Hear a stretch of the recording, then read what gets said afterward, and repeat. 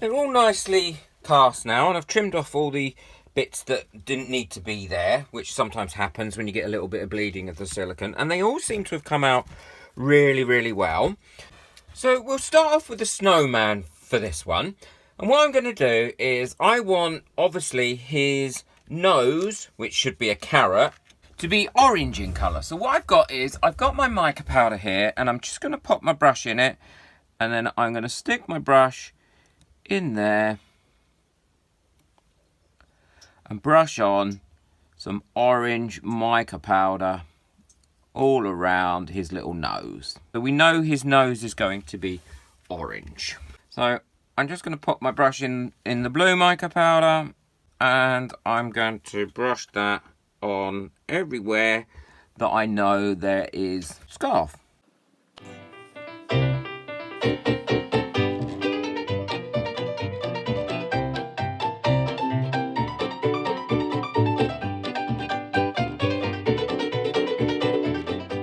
I'm just going to pop a bit of black in his eyes. He's got coal for his mouth, so we'll pop some black in there as well.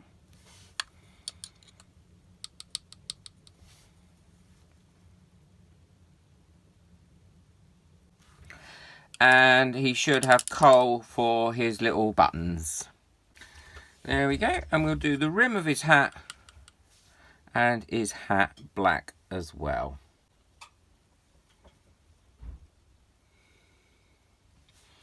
And don't forget to brush it up the sides of the mould as well, not just on the bottom. And any bits that we've got that are going over there, we can just wipe off. I'm going to use a little bit of a baby wipe here with a pair of tweezers in it.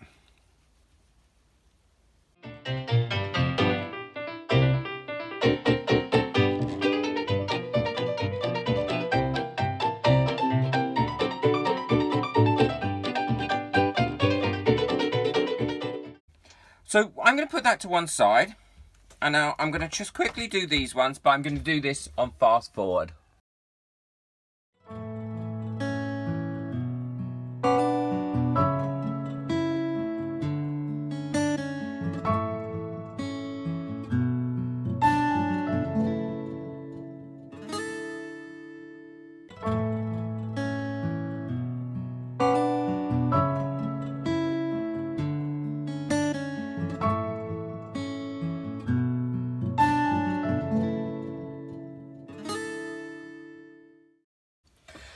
Now they're all painted or brushed on with the mica powder, what I shall do is now I shall leave these for a few minutes while I mix up my resin, and then I shall pour my resin in. And obviously what I'm going to do is I'm going to pour clear resin on these.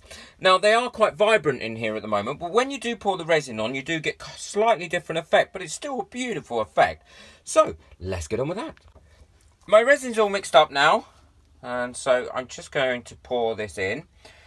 I pour in as slowly as possible so that it doesn't disturb the mica powder by just chucking it in, which can happen because I'm actually using a art resin as opposed to using a casting resin, because I want this to cure a little bit quicker than I would normally.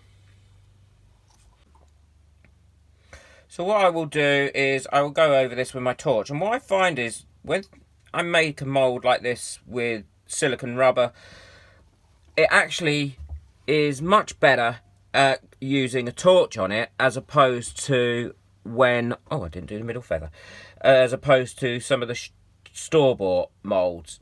I mean, I'm still very careful with it, and I try not to scorch the mould because obviously I don't want to damage the mould, but I do find that it is a little bit more forgiving than the normal ones. And the turkey mould that obviously I didn't paint any mica into, I'm just going to fill with white because I'm going to use some Posca pens on the top of this to give it some details. So I'm going to draw the actual turkey on it. It was just literally an experiment, that one, because I had the space. So I'm just going to take my blunt nose needle which is this, and just pop it around some of the bits where I think that it needs a little bit of help. So there, for instance, and a bubble out there with it.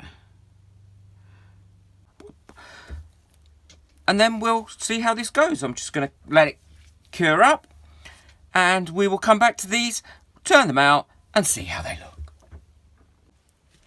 So these have all cured now, and they're ready to come out of the mould. And they do come out nice and easy. So let's quickly demould them, and then we can look at them on an individual basis.